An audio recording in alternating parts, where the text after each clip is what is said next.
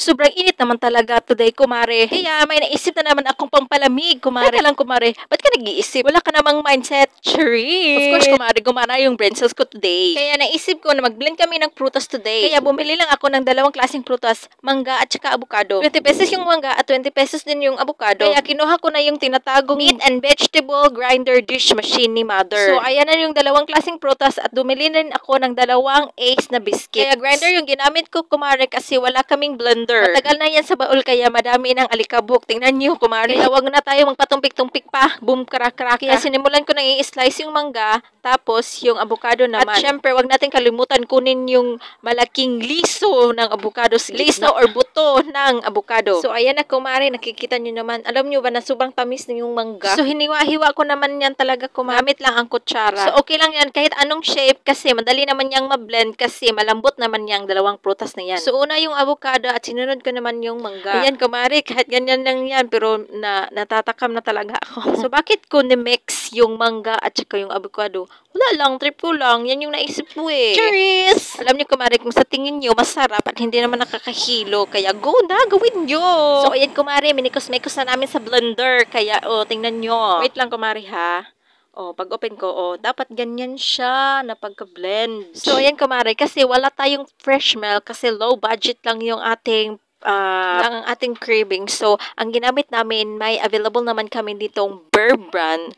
So, yun lang yung ginawa kong fresh milk. So, sundan nyo lang yung ginagawa ko para gawin nyo rin kasi low budget lang talaga itong ginagawa ko today. So, nilagyan ko nga ng white sugar para tumamis yung ating milk.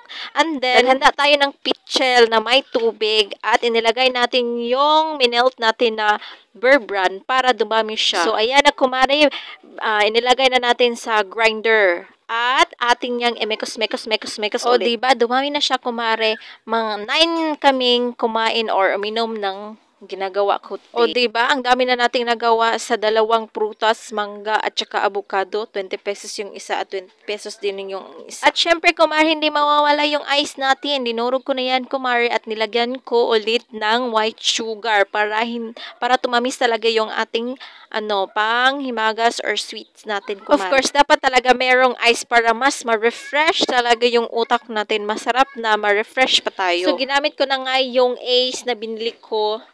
Pa-char-char lang yan sa plating natin pang sa baso. Para of course, mas maganda tingnan yung ating ginagawa at also, mas pinasarap pa siya, promise. So, yan, kumare. Tingnan nyo yung ginagawa ko. Oh my gosh! Ang sarap talaga. Promise! Kaya try na. Wag na kayong magdalagang isip. Isang isip na lang. Go! So, binuhas ko na lahat yung natirang Ace doon sa grinder. Para mahalo na lahat. Diretso-diretso. Kasi yung akin, pa-char-char lang yun. Pa-imot-imot para may content. Diba?